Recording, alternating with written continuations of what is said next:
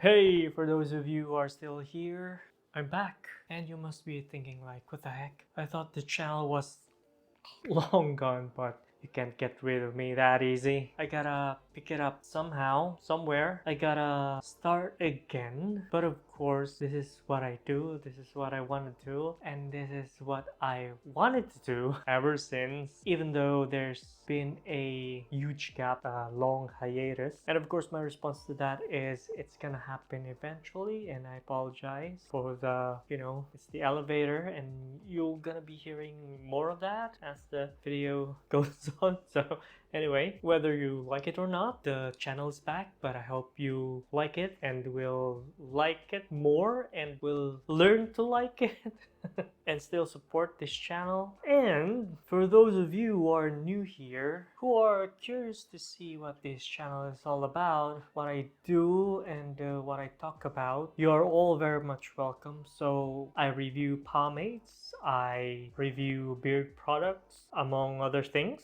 So please enjoy the show. But before we begin, cue intro.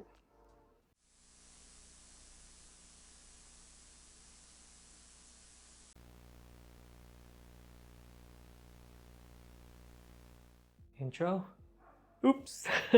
I'm sorry about that. I guess there's no intro for now, but I'll see what I can do about that. I am long overdue for a new intro. Hey, what's up, beersmen, greasers, and run enthusiasts alike? Yes, we have another one. Welcome to the long overdue episode of Beers and Stuff. So, a little backstory of what happened to the channel. We all know what happened last 2020. It was hard for all of us, and when that was over, I felt, or it was a little bit hard for me to think about how I'll pick it up again, the channel, or what content am I gonna be putting out there. But even more so, I have other priorities, of course. I have to find a job, of course, support my family and all that. And what I wanted to do before 2024 ends is start big, I guess, or at least start from somewhere, and hopefully by next year we will reach that 1000 subscriber mark and monetize this channel.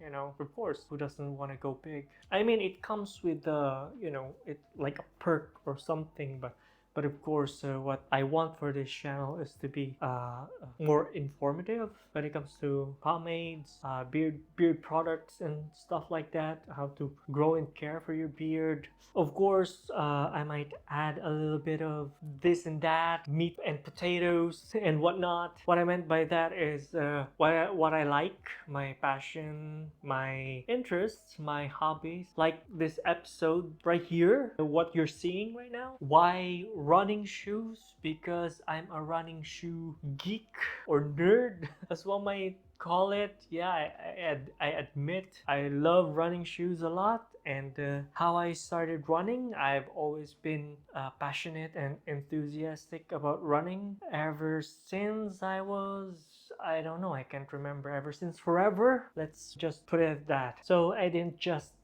get into running because it's hype or trend. Running has been in my, I don't know, blood.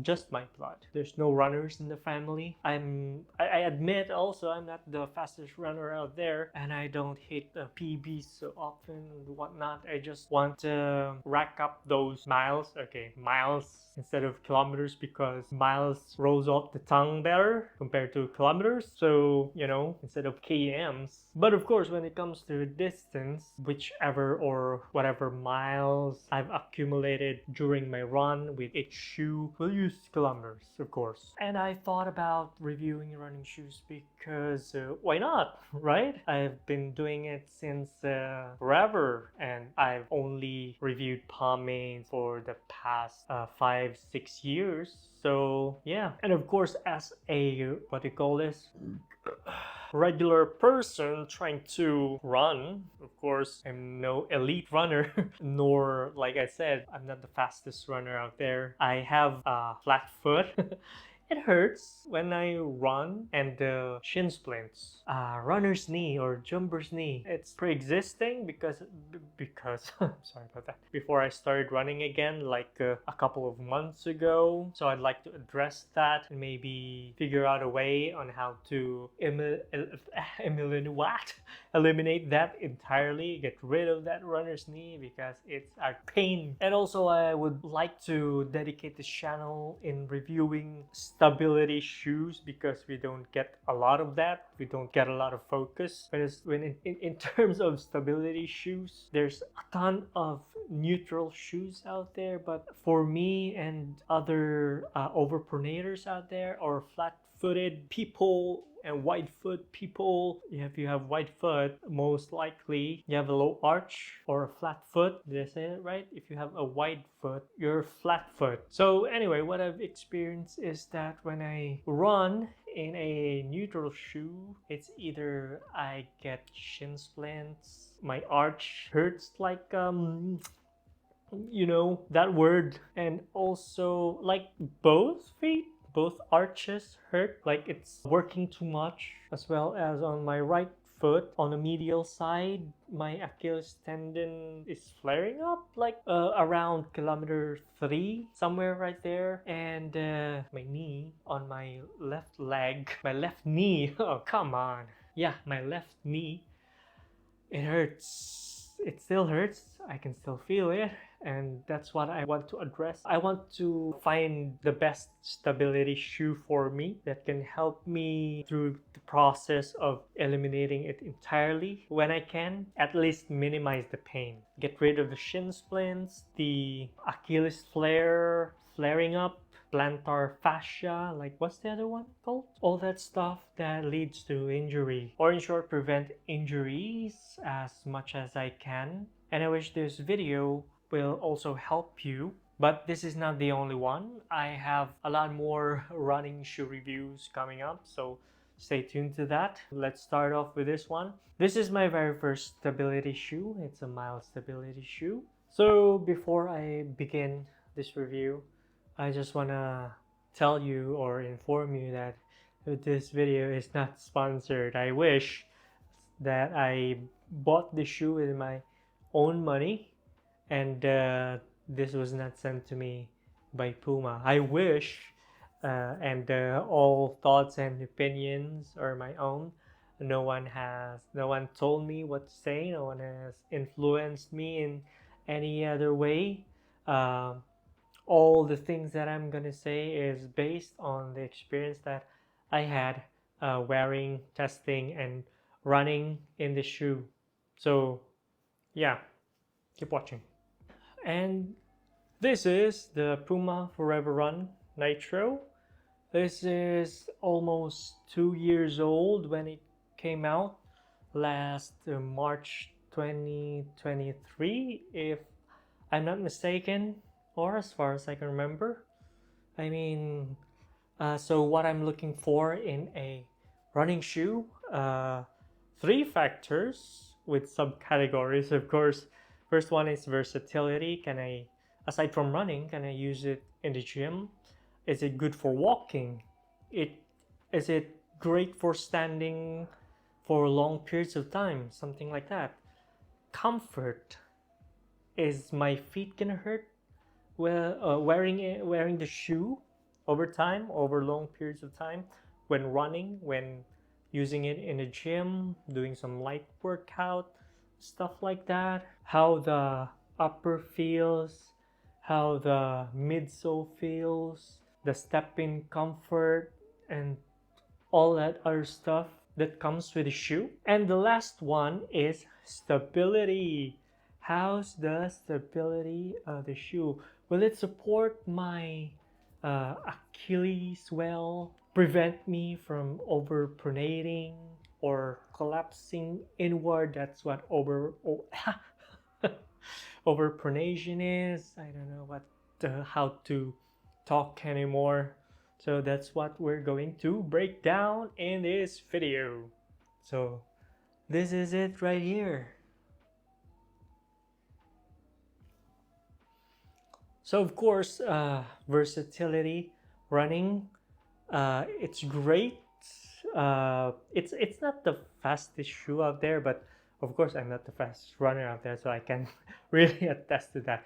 But as well as running in it, it's soft, bouncy. There's no ground feel, and the distance that I've racked up in this shoe is around 50 kilometers already. So this is not a brand new shoe. I didn't do an unboxing, or I forgot, or I was just lazy, or it just slipped my mind because uh, perhaps I thought I would never have to do it, but now that I think about it, I regret it. So anyway, of course it's good for running for long distances if you're into that, or your daily running shoe, your daily mileage partner, or something like that. I also tried this in the gym because of how flexible it is. I was doing single leg workouts, Bulgarian squats, single leg deadlifts, lunges. What else? I think that's all I can think of at the moment.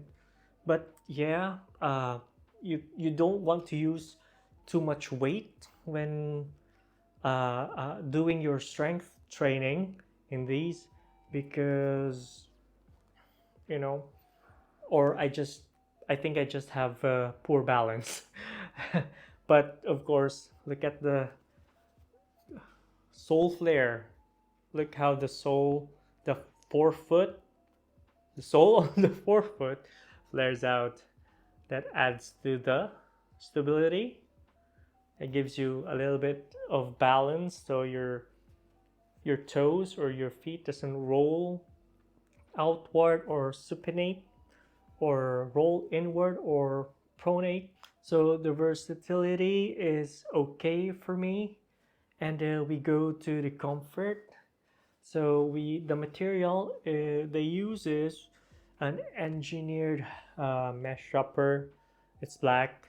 It's got some details like scales and whatnot.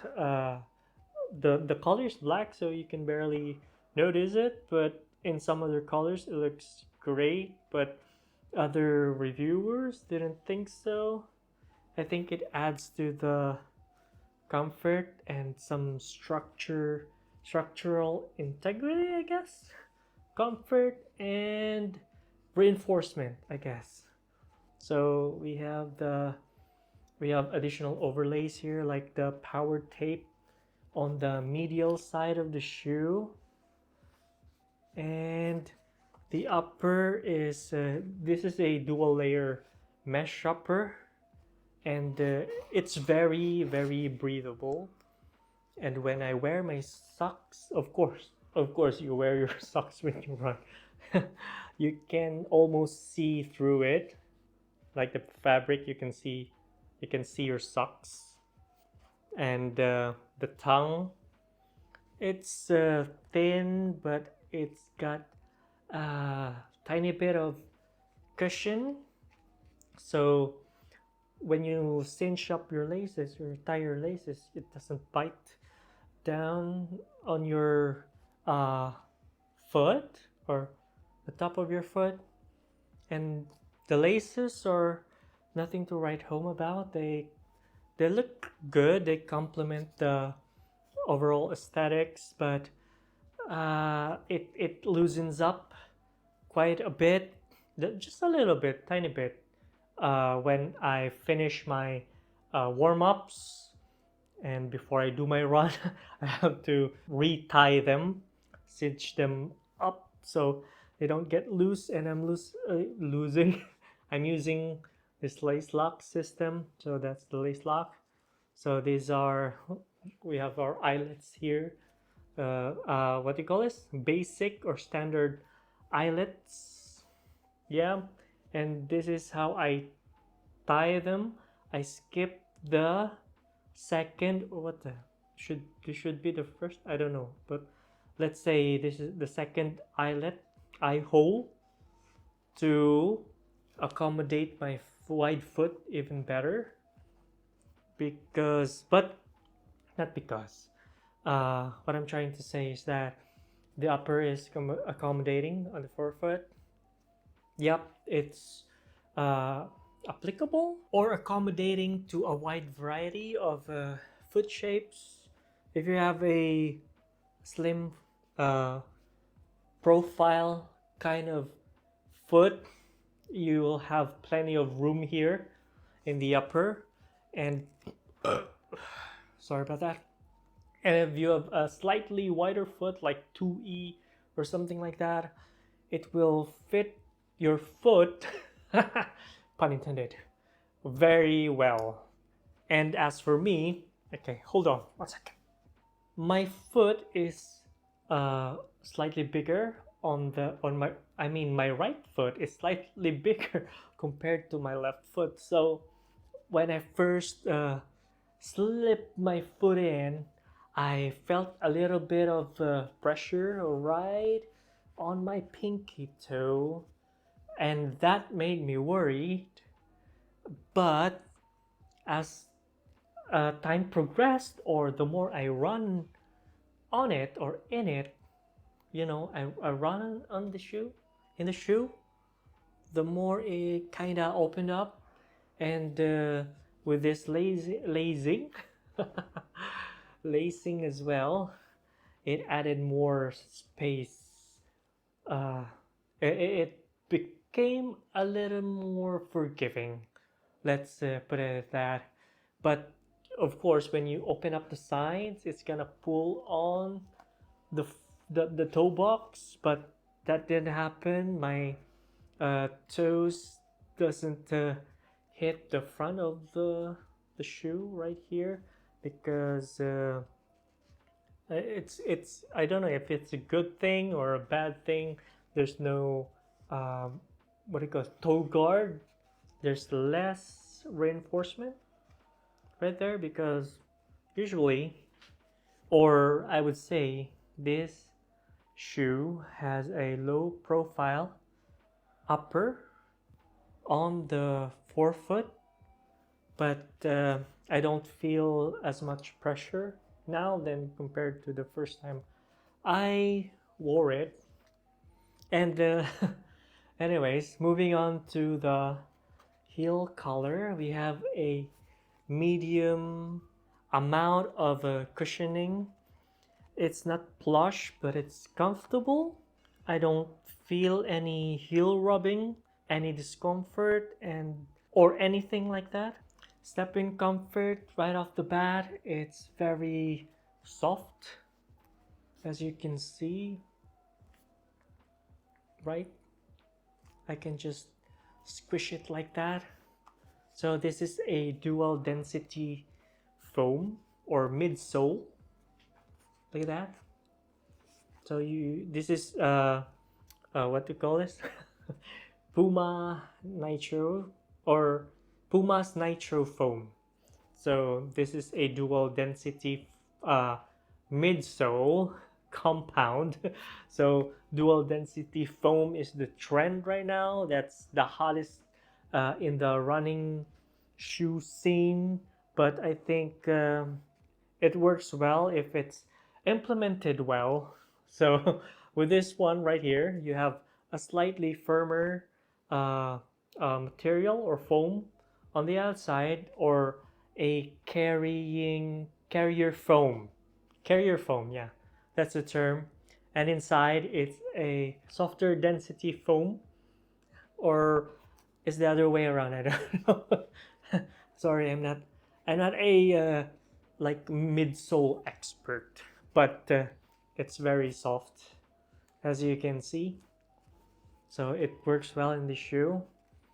And of course, we have the outsole. Of course, this is industry standard Puma Grip outsole.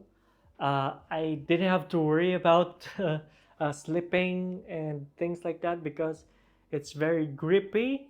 My last 2 10-kilometer long run, I was running in puddles because it rained and there was still slight precipitation while I was running, and I didn't have to worry about slipping and things like that. There are areas of the track or the road that I'm running in where there's a downhill. Of course, my starting point there, it's already downhill and it's wet, and I didn't think about slipping or things like that. I was very confident in the outsole, and there are also slight uphill, and I didn't have to worry about that either. I just focused on my running. Of course, there's puddles, there's uh, diapers, there are trash juices. It was splashing on the toe box, the forefoot, but I didn't have to worry about that. Of course, it felt wet. My toes felt wet. Uh, uh, anyway, like I was saying, the outsole is very good. There, I mean, in the 50 kilometer that I ran this with, or with the 50 kilometer that I ran using the shoe, there's slight wear on the lateral side of the forefoot. I don't know if you can see that. I'll just post video overlay or picture right there, so don't worry about it. And you can see that the tread pattern is worn out, as well as on the midfoot, lateral side midfoot, all the way to the forefoot. On the ball of my foot, or that the tread pattern is still visible. It's not bald or anything like that. But even so, without the tread pattern, it's still very, very grippy. So yeah, I'm very confident with this outsole. And moving on to the last part, aspect, factor, or the last thing that I'm looking for in a running shoe is, of course, how's the stability?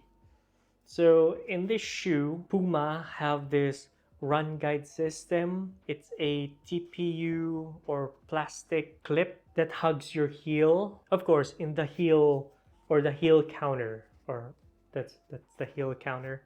Yeah, the heel is stiff, but it's not rigid. I can press it, I can flex it, you know, it's not too stiff. That's why I didn't feel any heel rubbing. My heel felt comfortable. I didn't have to worry about blisters and all that stuff. So with this running shoe or this stability shoe, as the what do you call it? Geometry, the geometry of the midsole and the outsole, as you can see how thick that is. So your foot sits right over here because of the how the midsole or the sidewalls are raised. It goes from I mean all the way, like from your the middle of the midfoot, from the midfoot. I was sorry about that. Sorry, I apologize. So from the midfoot, the side you have the sidewalls, the midsole. So that means the midsole or the rubber are raised and it overlaps your foot slightly, so it sits right here on the inside.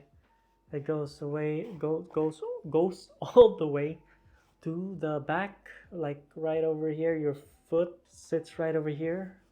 So before I forget, so the stack height on these is 36 in the heel, 36 millimeters, and 26 in the forefoot, giving you a 10 millimeter drop. So with the 10 millimeter drop, it's gonna give you a little boost when in your on your toe off, and your calves doesn't have to work too much, because if you have a lower drop and this is a stability shoe, your foot is flat on the footbed and you have a lower drop every toe off, your calves has to work a little bit harder. But with a 10 millimeter drop, I did feel it. And when I tried to just stop and walk because I was tired, my feet are tired, it still encourages me to move forward. Run, goddammit, run! What I meant was I was tipping forward. It's trying to propel me forward because of the 10 millimeter drop.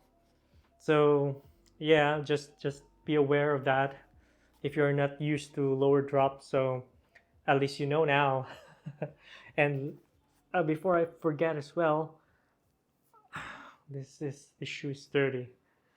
And look at the how wide the outsole is, and we have a good placement of the outsole, but look how wide that is. Yeah, that will help you stabilize your run. It's gonna keep you upright. But this is only a mild stability shoe, but you're gonna have to do more of the work, and it will assist you when you can, like it did to me. I didn't feel any, like on my right foot, on the medial side of my Achilles tendon, I didn't feel it flaring up in the shoe or hurt and whatnot.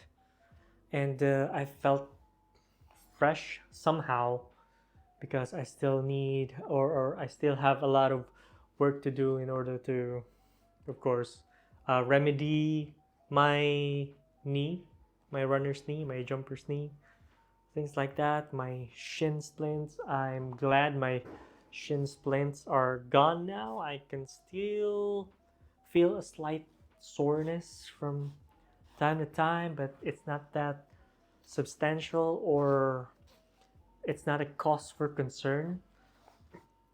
And if so, I have an ice pack, so I'll just, you know, cold compress that, you know. So anyhow, where am I? I'm getting lost again. Just to put it lightly, I like the aesthetics in these, yeah. On these. I need to work on my on and my in. Like, where am I? Actually, I forgot, but now that I've seen it, this shoe have a removable outsole, and the what removable outsole? I can just pop this out and pop it in. Like, what? We have a refillable outsole. What am I talking, man? This is hard. I apologize. You know, it's been a while. It's almost 5 years since I uploaded my last video. I remember it January 30th, if I'm not mistaken. So yeah, this is a I'm starting over. Like, so this is the outsole. It's it's thick, but of course, as much there. There am I again. This is a insole, not an outsole. Insole. In goes in. You know, it's not outside. That's why it's called an insole. There. So the insole there, I got it. Finally. As you can see, let me just put this down. It's thick. Forgive my nails. I know that's my pet peeve. I don't like long nails, but I'm too lazy to trim them. But I promise I will trim them. So there's your midsole. Yeah, it's thicker than most, and you have your what do you call this? Can you read that? Just pause the video for a second and just read that. Yeah, you know, it's got a metatarsal pad like this, like that. It's thicker than the rest of the midsole, but what I like about this thicker insole, insole, thicker than the rest of the insole. And I also like how it hugs or cups my heel. You know, you don't feel it when you wear the shoe, of course.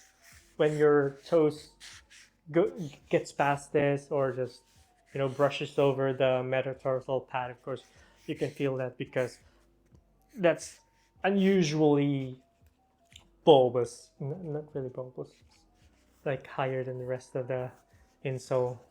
So there. I love a good insole. I got it finally. So I'm always forgetting things. So this tongue is semi-gusseted. It's attached to the midsole, even though you already have two lace loops, which is I'm a fan of. Like, look at that. It's unique.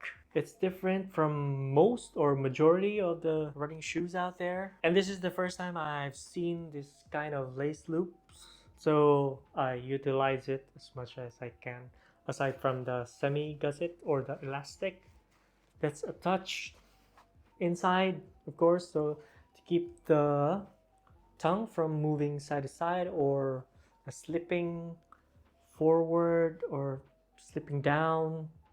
Okay, so I just finished my 8K run. It was a little bit of a tempo run. It wasn't as fast as you might think, but you know, I'm trying to at least incorporate a little bit of a speed training with my runs. But anyhow, I got this tool that will help me greatly or profoundly in terms of making these videos, running shoe reviews. And okay, so I'm resting right now, resting my feet. So I got this slides from Crocs. This is not sponsored, by the way. I also like this. It's my recovery slides. It's got a little bit of a arch support. It's not totally flat, so I like that. It's a very minimal arch support. So let's go here. We'll get that tool. But if you're wondering, there are my pomades. We'll get to that soon, okay? So this is my other slide from Nike. It's also got a little bit of stability. No, not stability. Just a tiny bit of arch support. It's very minimal. I can't speak. I just washed them because they smell when your feet get sweaty.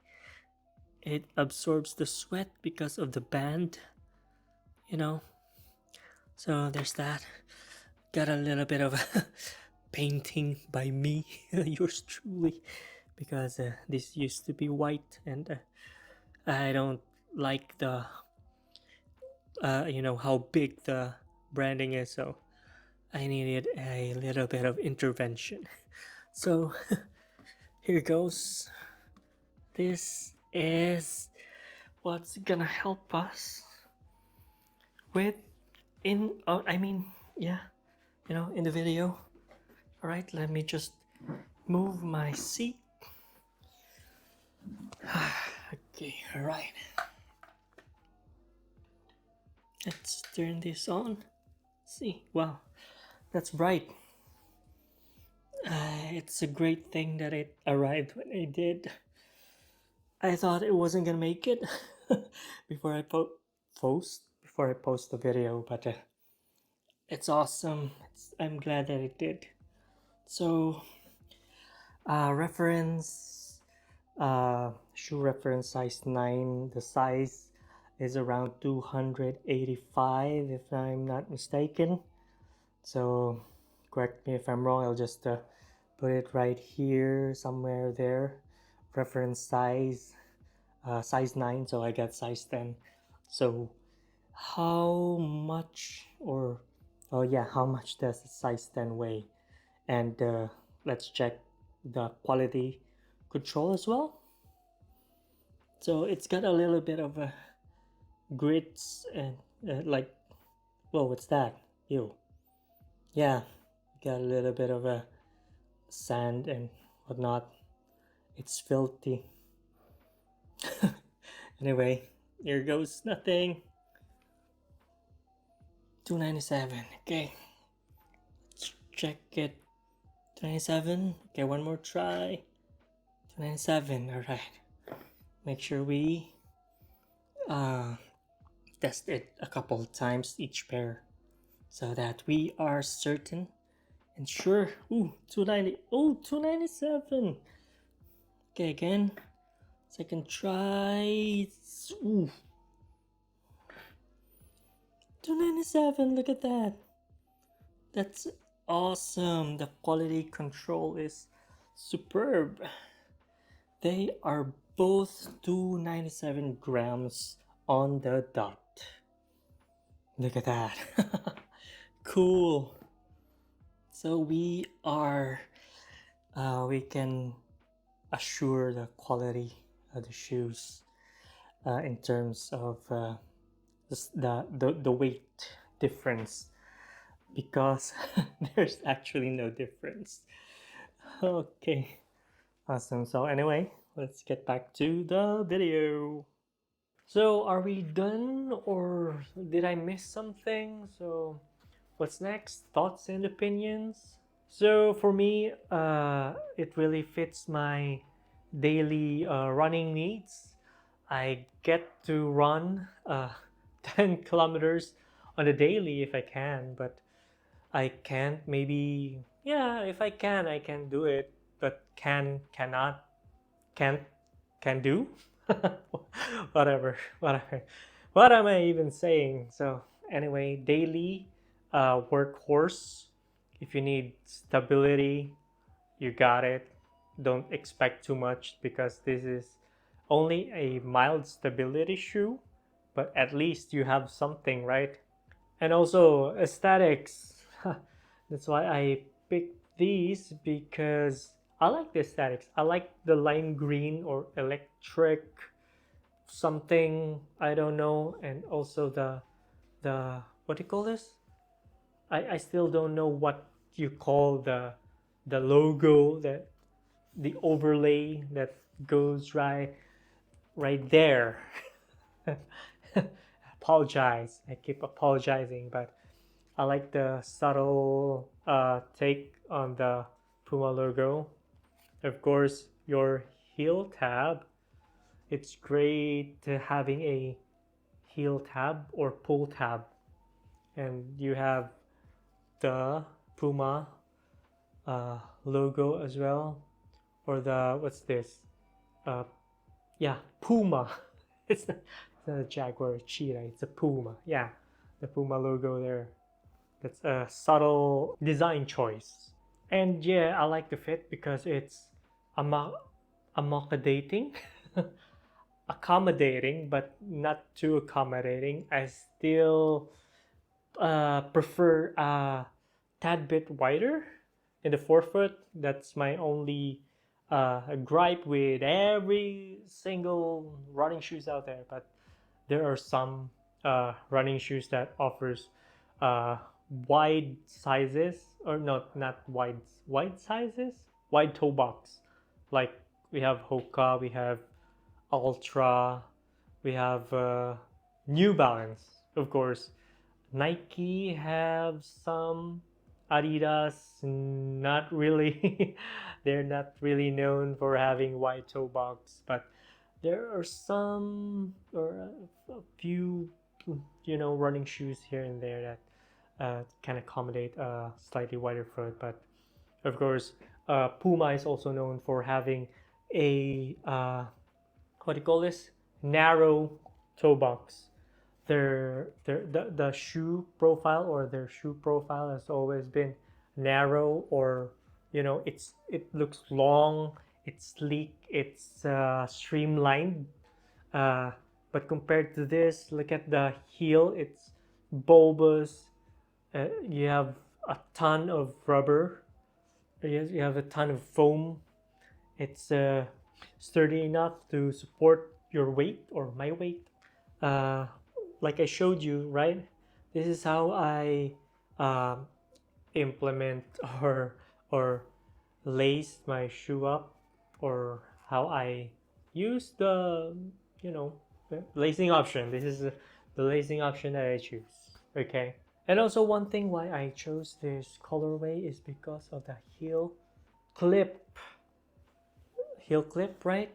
For me, it reminds me of a disco ball or a synth wavy style of aesthetic. The color matching the gradient, if you call it that. And good thing they placed the run guide system text in the medial side rather than the uh, lateral side.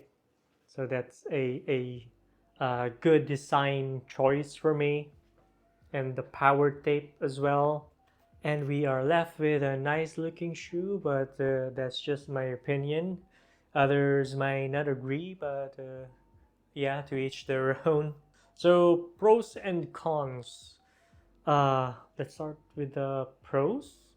Of course, I like how the upper fits. Um, just maybe 50-50 on the toe box, and of course the looks, the outsole, the midsole, the insole. Also, one of the very big pros of this shoe is that I got this for a steal. It's like 60% off on Puma Shopee online store, Shopee store. So originally this is priced at retail of 8,700 pesos. So but I don't suggest you get this at a full price. But I don't think they'll be selling this at full price. Maybe they're trying to get rid of the remaining stocks that are left, but there's still so many. So I only got this for let me check one moment, 4,200 pesos. So yeah, that's almost 60% off. So who wouldn't want that? Although this is my second pair of the Puma ForeverRun Nitro, because the first pair that I got was in the wrong size, because I thought I was 9.5, but instead I had to learn by experience, because what I experienced was, voila, we have the right shoe. So like I said, my right foot is bigger than my left foot and longer, slightly longer. So my toes are sliding through the front of the toe box when every toe off, you know, my big toe slides to the front of the toe box. So although I could have get away from it, but I don't want to risk it.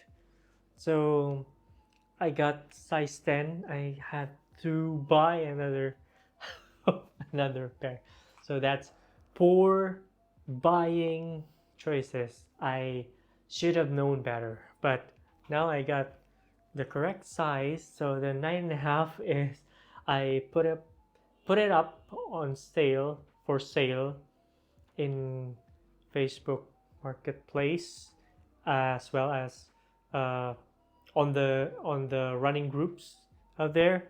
And if you happen to see the shoe, that might be mine. So if you want, or if you're 9.5 and you want to try this shoe, then hit me up directly. Then we can talk. Anything else? The cons would be, I need a little bit more stability, but of course I know this mild stability, but this is my first one, so I gotta try it. And I've tried it, and I can say that the mild stability is not working well, or it's working slight bit but not much. I need more support. That's what I'm trying to say. I'm saying a lot of words, but I'm not I'm not really getting into the point. So I need a little bit more support, uh, medium stability to a full-blown stability shoe, I guess.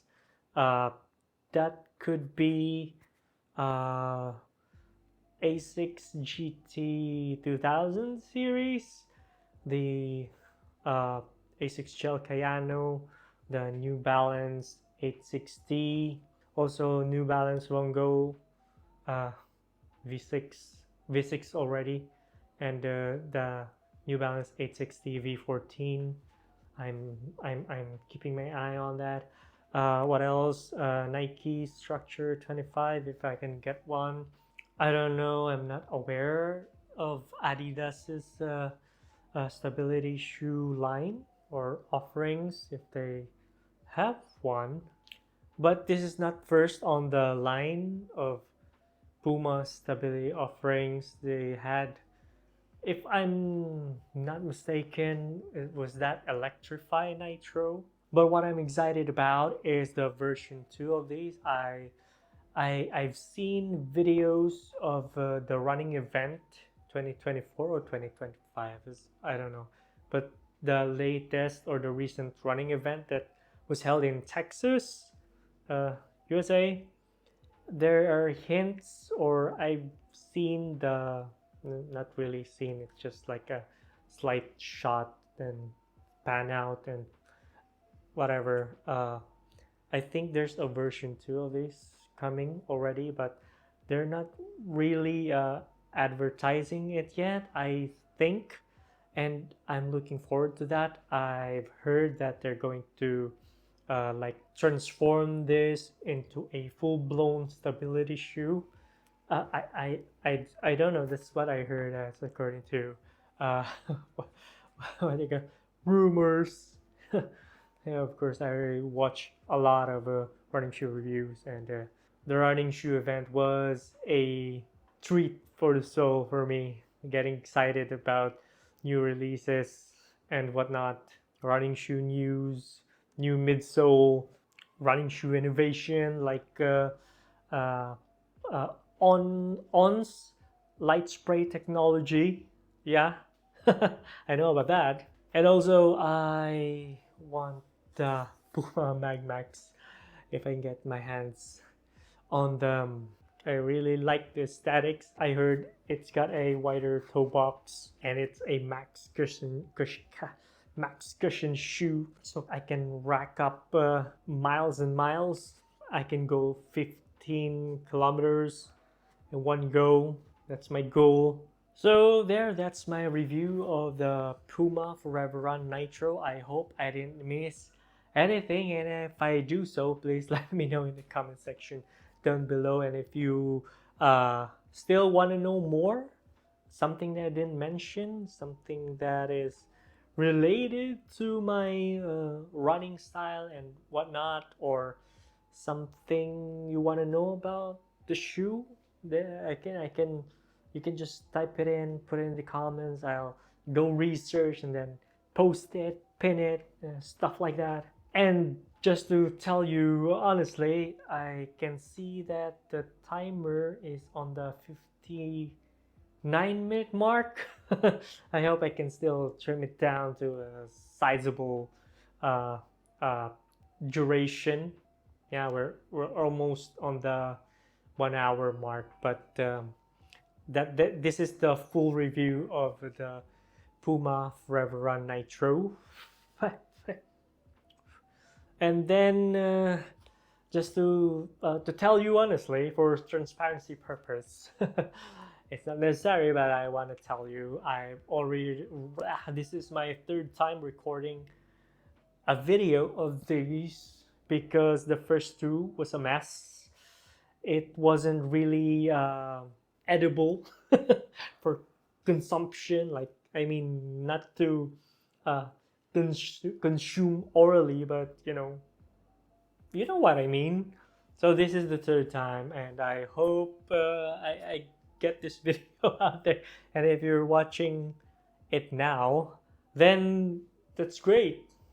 And I'm also happy that I was able to, go past that barrier of confusion and indecision and things like that. Because before I started this video, I was standing here thinking what I'm supposed to say, how I'm going to start this video for like a good 30 minutes. Did I say that? 30 minutes. I was scrolling through my notes on my phone. I have pointers there. I don't use scripts because that's gonna mess me up even more because I have to memorize and you know. All right, so time to wrap up this video. But if you notice, there's a slight change in the angle of the video because I exhausted the memory of this phone and I had to transfer the video file into my computer so I can finish this recording. Anyhow, like I was saying, if you want to get into running, or you just started running, or if you're already running but you're still a beginner, I know I consider myself a beginner, but or however, I can hold my own. I can uh, run 5 kilometers, 5 to 10 kilometers in one go, but at a 10-minute per kilometer pace, like I said earlier.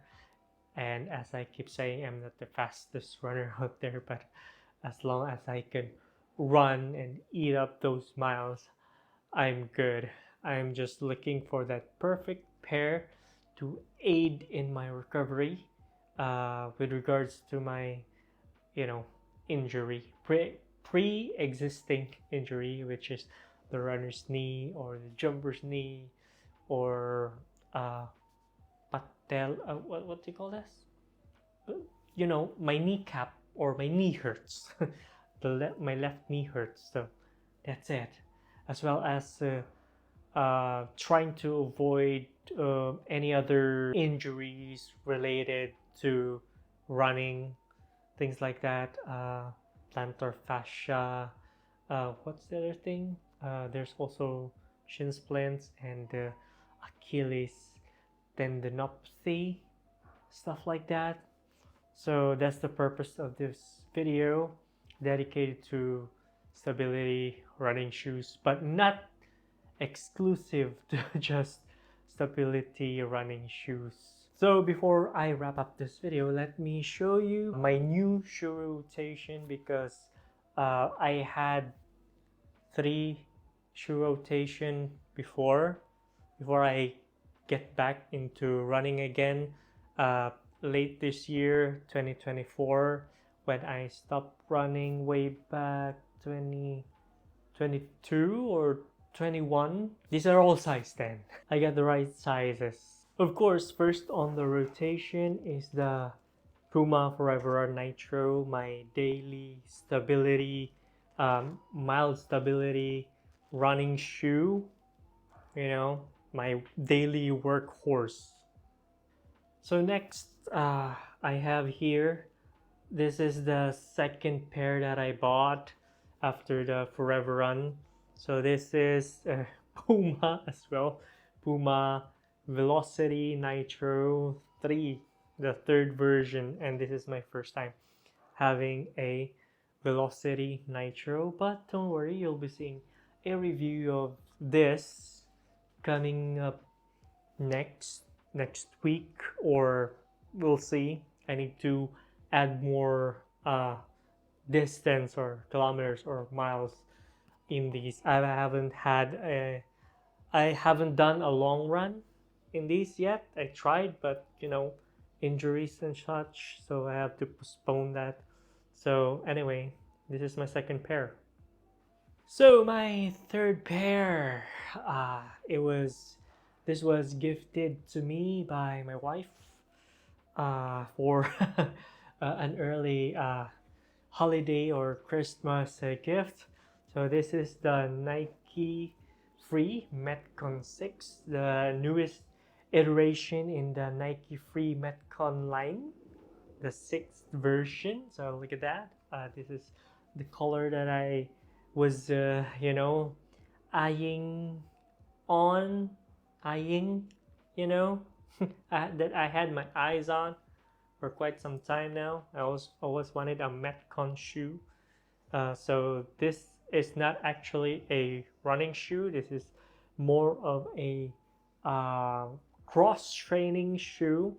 So the reason I got, I have this is because, you need to build that strength, leg strength, lower body strength, in order to sustain, endure, and build that stamina when running. Yeah, you get my point. I hope you do. So there's that Nike Free Metcon 6, and you'll be seeing a review of this as well. So I'm just trying to assimilate myself or fully utilize the best use case for this type of shoe and how it will benefit my strength training. So there's that. And the latest one in my running shoe rotation, I think I'd consider this as my speed training shoe, although I'm not really that, or my knee won't permit me to do faster sessions because it hurts and it sucks. But with the Metcon 6, I hope we can build that strength and at least mitigate the pain. So the latest on the line, or I just received this a couple days ago. This is the Under Armour Velocity Elite version 1. So this is actually a racing shoe, if you can see. This was released way back 2023. Yeah, like I said, it's a racing shoe.